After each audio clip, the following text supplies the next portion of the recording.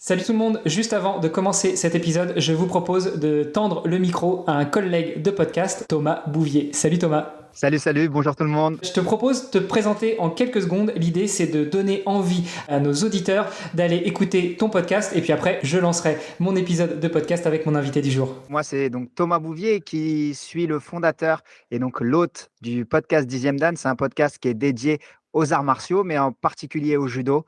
Le but, c'est de mettre en valeur toutes les personnes qui font du judo et qui permettent au judo d'être peut-être l'un des sports qui rapporte le plus de médailles, ceux qui partagent beaucoup de valeurs, qui permettent à chacun de grandir humainement et physiquement. Donc voilà, on partage les histoires de toutes les personnes qui font le judo tout autour du monde. On va le dire, on s'est rencontrés parce que tu as liké le premier épisode du podcast Dans les vestiaires où j'ai reçu une judokate, en l'occurrence Anne Fatoumata Mbaïro. Qu'est-ce que tu as pensé de cet épisode ? Moi déjà, quand j'entends les judokas, ça me fait toujours plaisir parce que c'est vrai qu'on n'est pas forcément hyper visible. On ne nous donne pas tout le temps la parole et voir que ton podcast, que j'apprécie particulièrement, donner la parole à une judokate comme Anne Fatoumata, ça m'a fait hyper plaisir et ça a été hyper instructif et on a découvert à quel point les judokas ont plein de choses à dire et sont fantastiques. Nicolas Biffaut arrive aussi dans le flux du podcast Dans les vestiaires. Rappelle-nous rapidement où est-ce qu'on peut aller écouter ton podcast ? Sur toutes les plateformes de streaming, on tape juste 10e Dan et vous allez trouver. Sur Instagram, c'est pareil, 10e Dan. Ceux qui veulent suivre aussi mes petites histoires sur LinkedIn où je partage pas mal de choses liées au judo, Thomas Bouvier. Mais sinon, c'est 10e Dan partout sur tous les réseaux. Super. Merci beaucoup Thomas, chères auditrices, chers auditeurs. Je vous invite effectivement à aller écouter le podcast 10e Dan de Thomas Bouvier. Maintenant, place à votre épisode du jour. Dis papa, ils font quoi les sportifs quand ils sont pas sur le terrain ? Eh bien, croyez-moi, quand votre fils vous pose cette question, ça fait réfléchir. Surtout quand on sait que pas mal d'entre eux jonglent avec un ou plusieurs jobs pour pouvoir joindre les deux bouts. Et j'ai réalisé que beaucoup d'entre nous se posent la même question. C'est pour ça qu'il y a quelques années, j'ai décidé de lancer le podcast Dans les vestiaires pour plonger dans cette double vie. Parce que derrière chaque athlète, il y a une histoire et parfois un autre métier. À peu près au même moment, j'ai rejoint ePlayer, un cabinet de recrutement spécialisé dans les recherches critiques.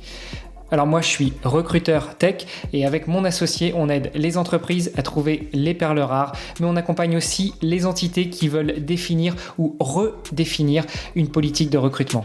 Et je peux vous dire que des sportifs de haut niveau, croisés au gré de nos chasses de candidats, on en a vu un sacré paquet. Et oui, parce que, encore une fois, vivre de son sport n'est pas si facile quand on n'est pas installé au plus haut des podiums depuis des années. Et encore, comme une marque bien installée, il faut y rester et se réinventer sans cesse. Du coup, à travers les histoires inspirantes de mes invités, je vous propose de découvrir comment on peut répondre à nos enfants qui se demandent encore ce que font toute la journée ces sportifs de haut niveau. Parce que oui, entre sport et entrepreneuriat, il y a beaucoup de points communs. Et avec les JO de Paris qui approchent, c'était le moment de redonner vie à ce podcast. Alors restez après l'épisode, je vous donne tous les détails sur notre invité et je vous invite à aller voir la page sur le site vestiaire.org pour pouvoir le soutenir dans ses projets. Allez, c'est parti pour un nouvel épisode. Salut sportifs, c'est Armano et je suis très heureux de vous recevoir pour un nouvel épisode du podcast Dans les vestiaires. Aujourd'hui, on va parler avec une jeune pratiquante de sport d'hiver. Bah oui, ça commence à être la saison. À son compteur, elle totalise 8 victoires en Coupe d'Europe et 2 médailles de bronze. Une victoire en FIS, c'est le circuit de compétition de la Fédération internationale de ski. 3 médailles d'argent et 1 médaille de bronze. Elle est vice-championne du monde en individuel et en équipe avec son frère en 2021. Elle a une médaille d'argent aux Jeux Olympiques des Jeunes en 2020. Elle a plusieurs victoires et podiums sur des compétitions internationales de la FIS en senior et en junior. Je suis très heureux de recevoir Margot Herpin. Salut Margot. Salut. Bon, je disais en introduction que on allait parler sport d'hiver et pas tout à fait de ski, mais justement pour aborder ce sujet-là, je pense que tu es la bien mieux placée. Donc ma première question, Margot, c'est qui est Margot Herpin ? Je suis une jeune fille de 20 ans. J'habite à côté de Chambéry.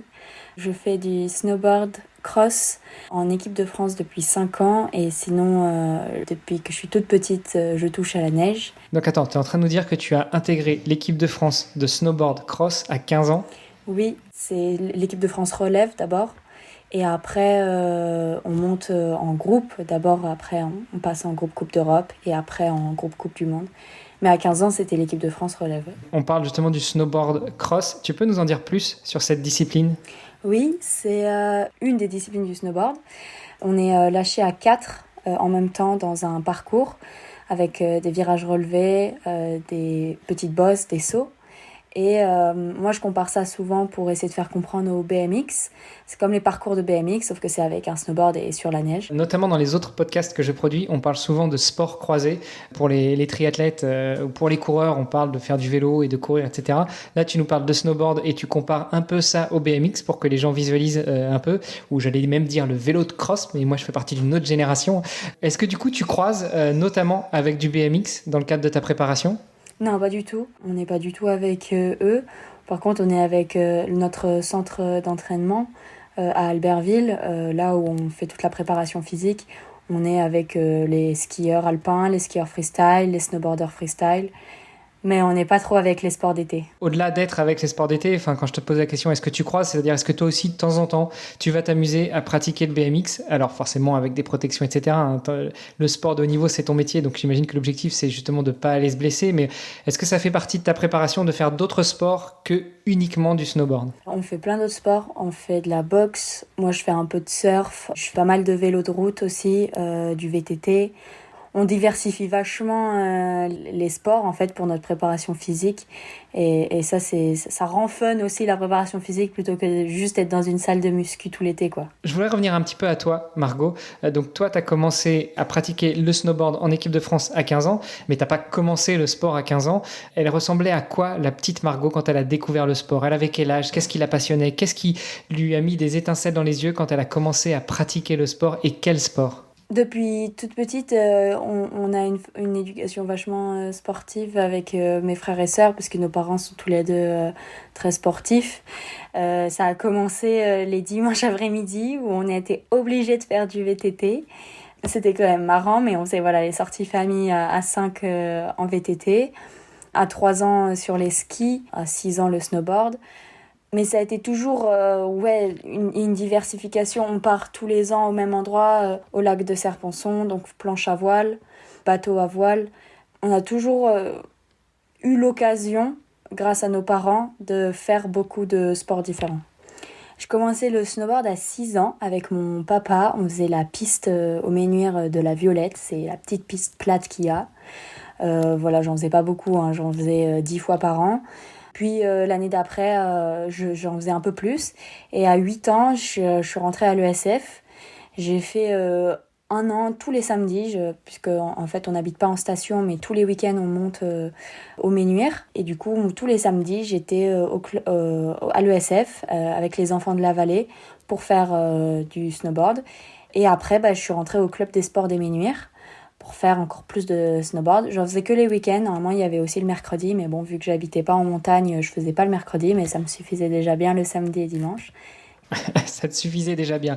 Bon, j'imagine qu'au bout d'un moment, ça t'a plus suffi et c'est pour ça que tu as bifurqué vers une carrière de sportif de haut niveau. Tu me disais que tu n'habitais pas sur les pistes. Malgré tout, tu pratiquais régulièrement. Le switch, le déclic, le moment où tu commençais à t'entraîner beaucoup plus, à switcher vers justement cette carrière de sportif de haut niveau. Tu t'en souviens ? C'était vers quel âge ? Il n'y a pas vraiment eu de switch. En fait, normalement, quand tu rentres au collège, tu peux aller en sport-études au collège de Moutier pour nous, enfin pour moi en Savoie. Mais ma mère, elle trouvait que c'était trop tôt pour être en internat, qu'il fallait rester encore un peu à la maison. Et je pense qu'elle n'a pas eu tort, parce que moi, ça ne m'a pas pénalisée dans le snowboard. Et justement, ça me montrait qu'il y avait aussi autre chose. J'avais ma semaine avec les gens qui étaient en dehors du snowboard du lundi au vendredi. Et samedi, dimanche, je switchais avec totalement un autre groupe de copains. Et c'était super marrant. Et ça, c'était les meilleures années du snowboard. C'était trop marrant. Et en fait, j'ai un grand frère, Guillaume, qui fait aussi du sport de haut niveau. Il est aussi en équipe de France. On est dans le même groupe d'entraînement. Lui, il est rentré au Pôle Espoir, donc en équipe de France relève à 15 ans. Donc moi, j'avais 13 ans. Et moi, à partir de 13 ans, tout l'objectif, c'était de rentrer au Pôle Espoir parce que je voulais juste faire pareil.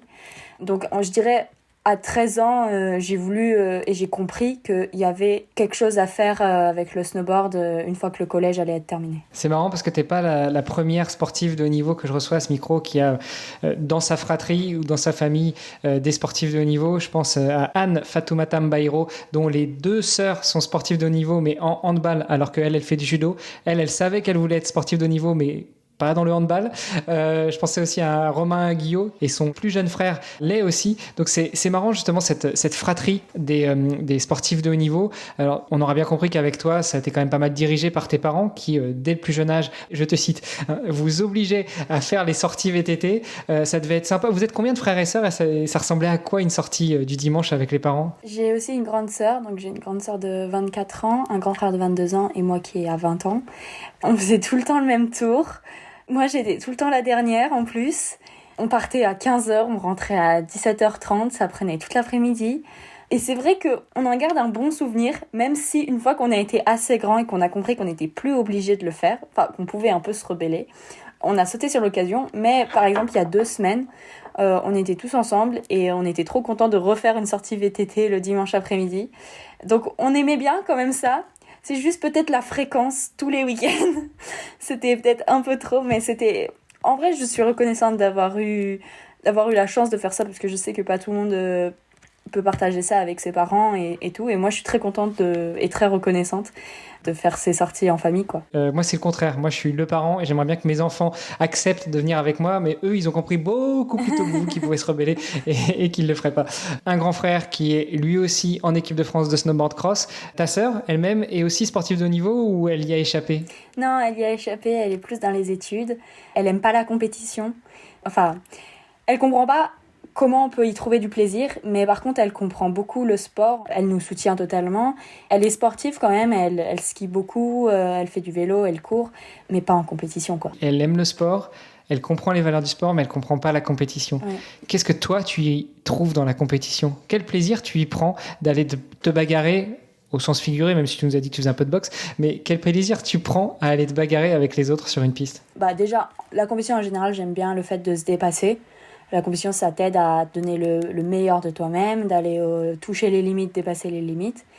Et au snowboard cross, il y a un sentiment d'arriver en bas, première, et un sentiment de satisfaction incroyable, quoi. T'es arrivé première, et en fait, spécifiquement au snowboard cross, où on est à 4 en même temps sur le tracé, et c'est pas un chrono ou une notation de juge, ça veut dire que t'es arrivé en bas, personne peut rien dire. On peut pas dire « Oh, t'as eu une météo plus favorable, le juge, il a été payé et tout. » Non, on a fait le même run en même temps, au même moment de la journée. Donc les conditions, c'était les mêmes. Tu peux rien dire. Si t'as été meilleur, t'as été meilleur. Il n'y a aucune excuse. Et c'est ça aussi que j'aime bien dans le snowboard cross. Parce que jusqu'à mes 15 ans, je faisais toutes les disciplines du snowboard. Donc aussi le freestyle. Et ce que j'aimais pas dans le freestyle, c'est que j'avais l'impression parfois que la décision, en fait, tu pouvais faire le mieux que tu peux, vraiment quelque chose de formidable, mais ça, la décision, au final, elle te revenait pas, quoi. Alors, on note quand même cet esprit de compétition, hein, parce que toi, tu dis, tu peux rien y faire, t'es arrivé la première et donc t'as gagné. T'aurais pu voir le verre aussi à moitié vide en disant, t'es arrivé la dernière ou t'es pas arrivé la première, tu peux rien y faire. Non, toi, ce qui te marque, c'est d'arriver la première. Bien joué, Margot. Justement, tu nous parles de cette course, de snowboard cross, que vous êtes lâché à 4 et puis c'est le plus fort qui arrive en premier, qui gagne. Ça se passe comment, une compétition de snowboard? Parce que j'imagine qu'au niveau mondial, vous n'êtes pas que 4. Est-ce que c'est des systèmes de qualification, de série? Alors, une course, généralement, ça se passe sous qualification.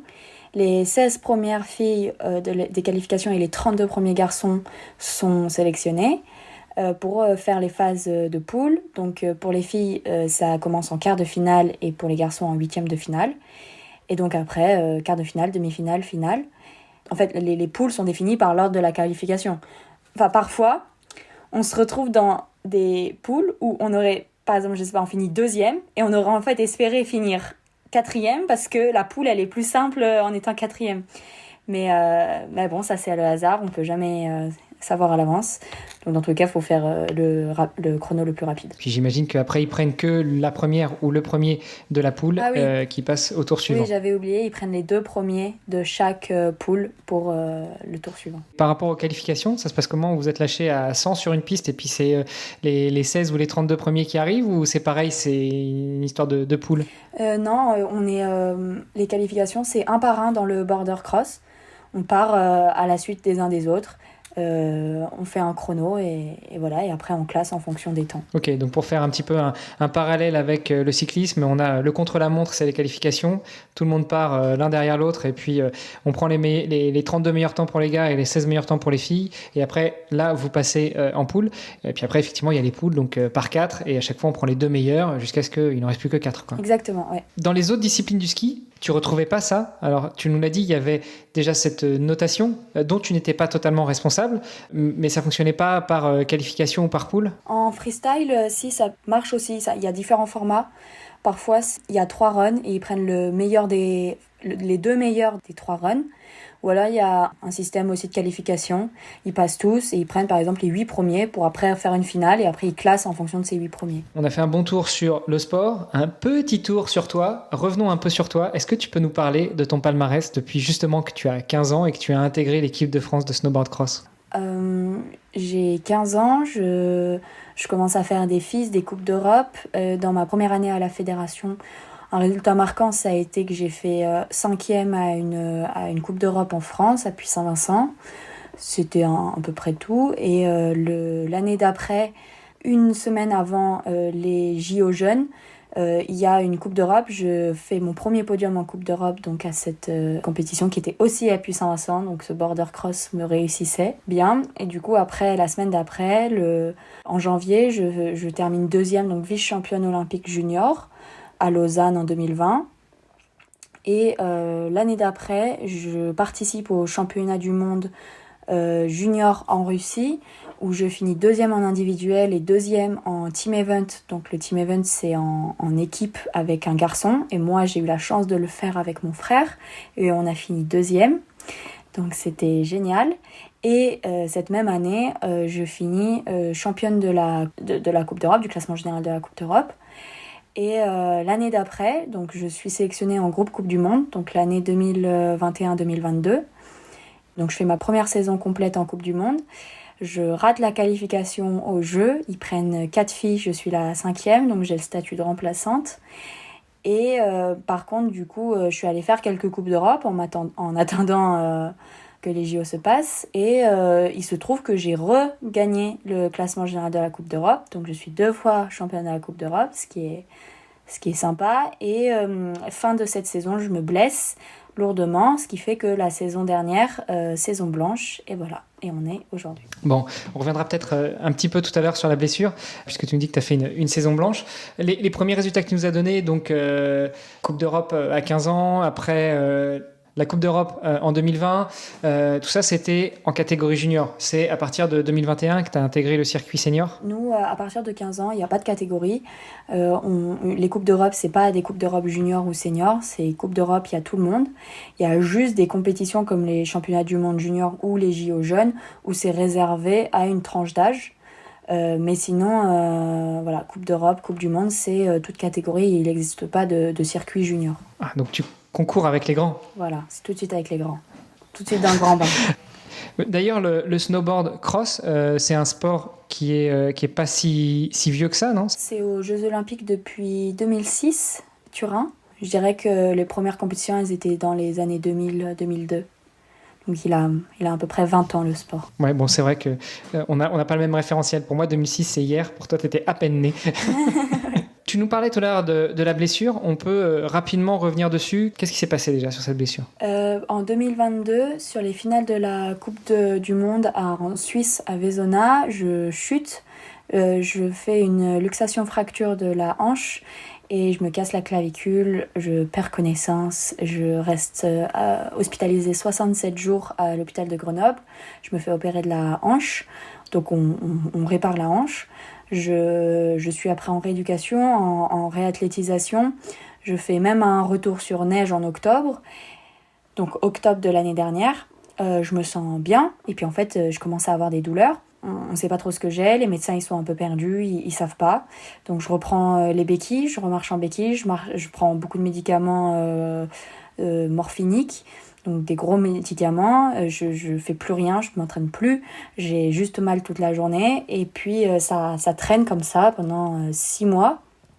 Jusqu'à ce que je fasse un IRM de contrôle en mars de cette année et où on pose un diagnostic. Donc je dois me faire réopérer. J'ai la tête fémorale qui a nécrosé pendant l'impact et qui a luxé la hanche. J'ai cassé la hanche, mais il y a la tête du fémur qui a aussi pris un coup. Donc ça a nécrosé et la solution c'était de poser une prothèse de hanche. Donc j'ai 20 ans, j'ai une prothèse de hanche. Ça fait un peu chier. Mais voilà, je me suis fait opérer fin mai, et depuis, ça fait donc je suis à 4 mois post-opératoire, tout va bien, j'ai plus de douleur. Enfin, c'est formidable, quoi, je revis. Tes objectifs à court, moyen, long terme, c'est remonter sur les skis, remonter sur le snow, redonner tout ce que tu peux donner, et puis monter sur la plus haute marche de la boîte? Ouais, exactement. L'objectif, c'est de retourner sur le snowboard cette saison, sur le circuit Coupe du Monde. Et après, l'objectif à plus long terme, c'est d'être au JO de Milan Cortina en 2026. Et puis, sur encore le plus long terme, tout gagner, quoi. Tout ce qu'il y a à gagner, gagner. Bah, forcément, quand on échange avec quelqu'un qui a l'esprit de compétition ancré en elle, l'objectif, c'est de tout gagner de toute façon. Voilà, c'est ça.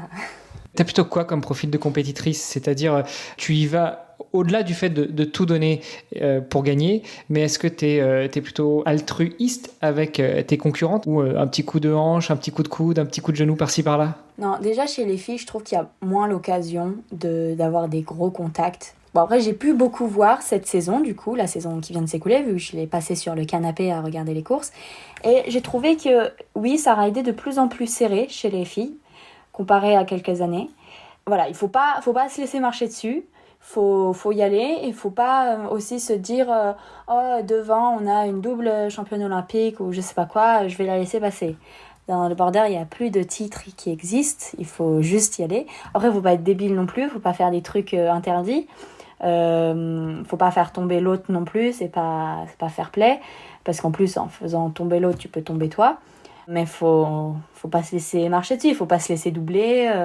Si tu veux doubler, faut doubler, mais faut le faire bien, quoi. Pas faire n'importe quoi, juste un jeté de viande et espérer que ça passe. Et justement, en snow, comment on accélère, comment on double? Parce qu'en skate, on voit bien, on met un petit coup de patte sur le côté. En vélo, on appuie sur les pédales. En course à pied, on appuie un peu plus fort, on met plus de puissance dans les jambes. En natation, c'est pareil. En snow, comment on fait? Il y a un peu de stratégie. Il y a dans les virages, passer par l'intérieur ou l'extérieur.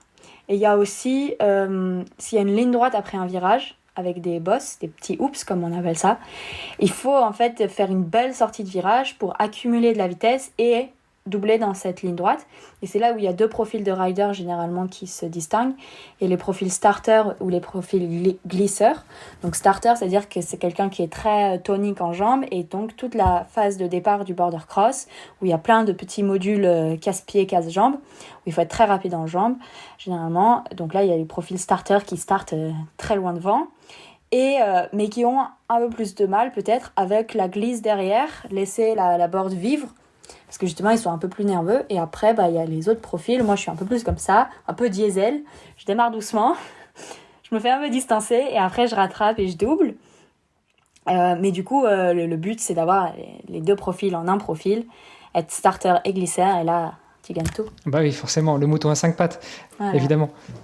Surtout 5 pattes sur un snow, ça peut aider. T'as une petite patte en plus pour pousser. Actuellement, au niveau mondial, les Français et les Françaises, vous vous situez comment? La Française, c'est la meilleure nation pour la 2e année consécutive sur le circuit Coupe du Monde. C'est-à-dire que la France a gagné le Globe des Nations pendant 2 ans d'affilée. La France, c'est une des meilleures nations.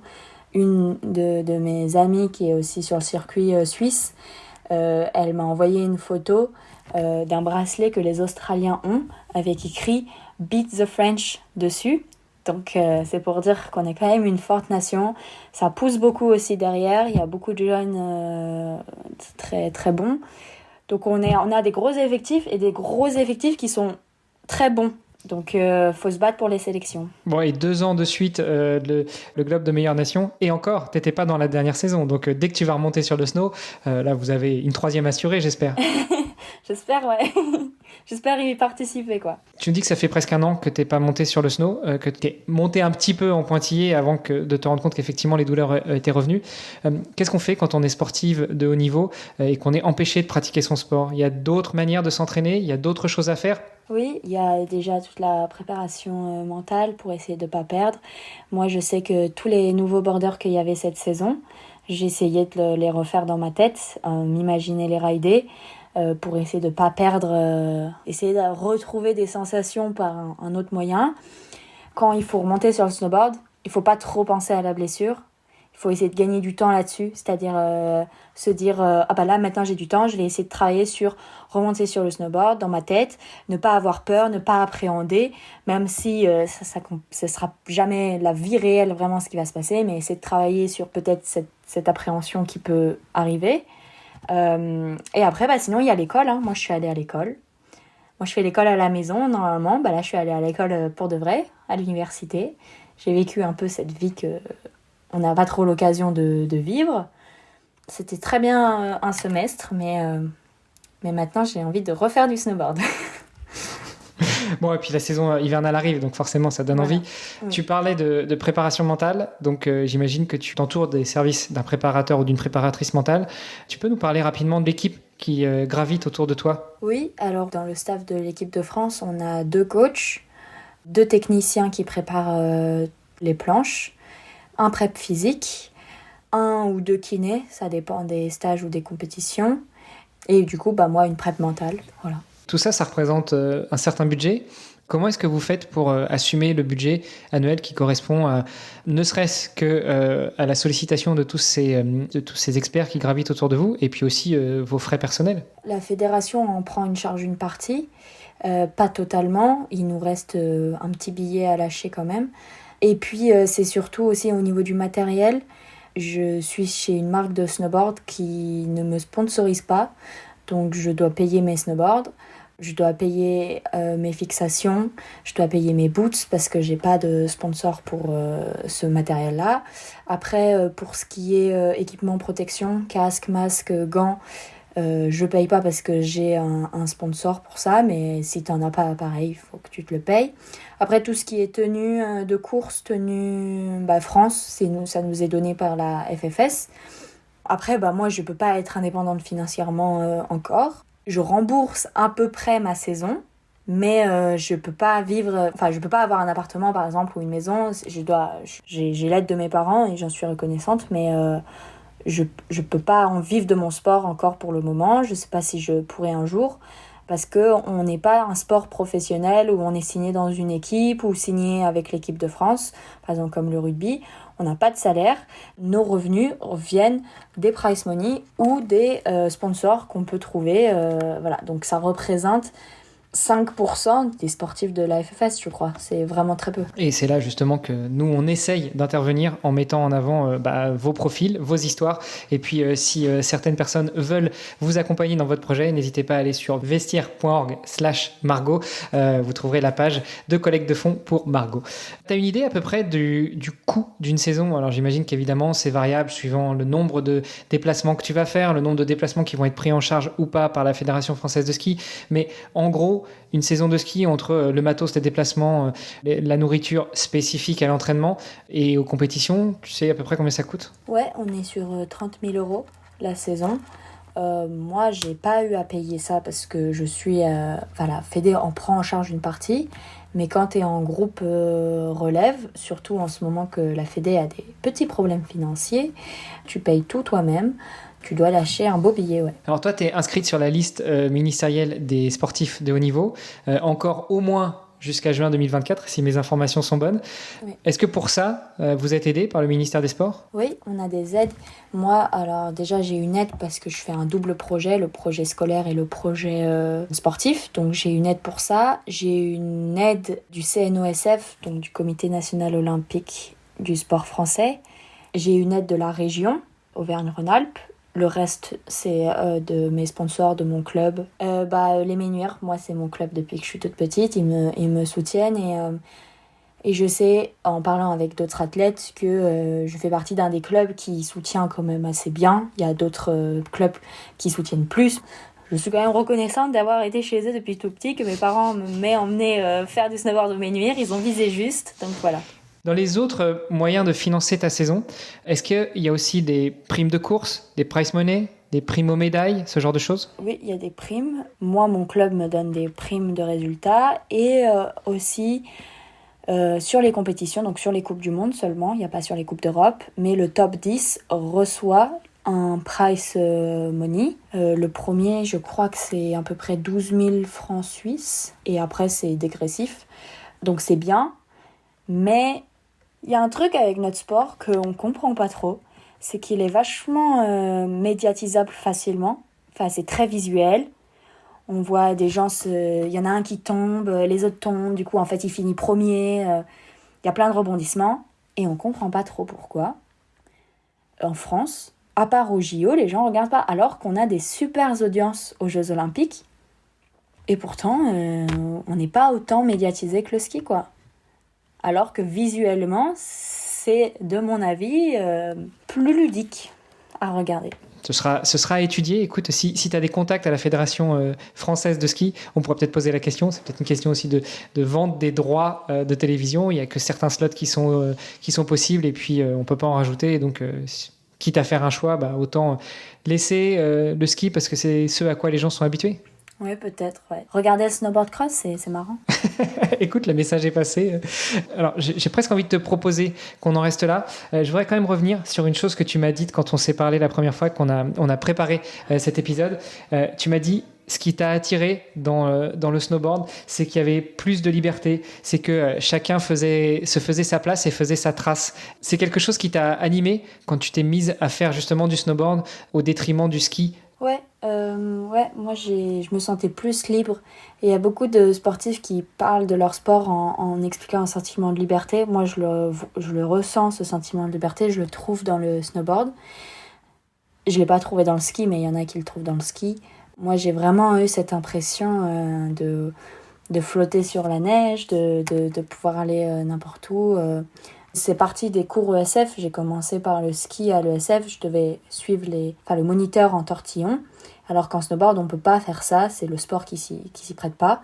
Du coup j'avais vraiment l'impression d'être libre, je pouvais faire le virage que je voulais sur la piste et juste on se retrouvait tous en bas de la piste et c'est ça qui m'a séduite, quoi. On rebondit un petit peu sur ce que tu nous disais tout à l'heure sur l'esprit de compétition, c'est-à-dire tout le monde descendait et puis on se retrouvait en bas de la piste et en espérant que ce soit toi la première, c'est ça ?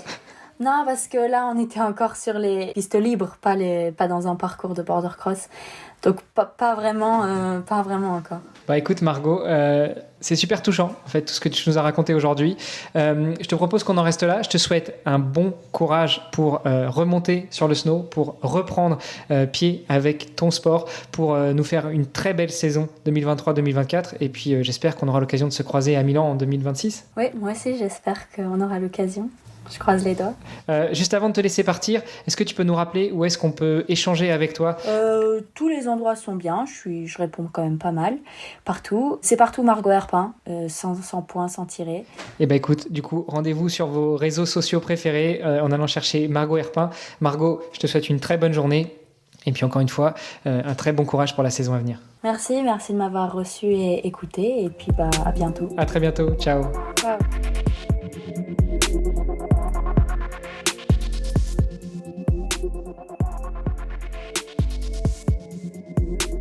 Alors, vous avez apprécié l'épisode ? Derrière chaque médaille, chaque record, il y a une histoire. Avec mon invité, on vient de vous raconter celle de Margot Herpin. Venez nous raconter sur les réseaux sociaux ce que vous avez pensé de cet épisode. Tous les liens sont dans les notes, justement, de cet épisode. Et surtout, n'oubliez pas de visiter vestiaire.org/Margot pour en savoir encore plus sur Margot Herpin et nous aider à la soutenir financièrement dans ce magnifique double projet sportif.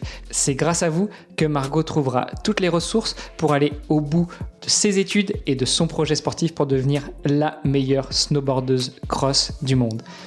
La philanthropie sportive, ça vous parle? C'est notre mission sur le podcast Dans les vestiaires. On vous fait découvrir les athlètes qui se battent chaque jour pour la gloire de leur nation. Mais ils ont besoin de vous. Chaque soutien compte et on est 100% transparent. Vous donnez 1 euro, on reverse 1 euro à l'athlète. Rejoignez-nous dans cette aventure sportive unique. Allez, entraînez-vous bien, prenez soin de vous et on se retrouve la semaine prochaine pour un nouvel épisode. Salut les sportifs!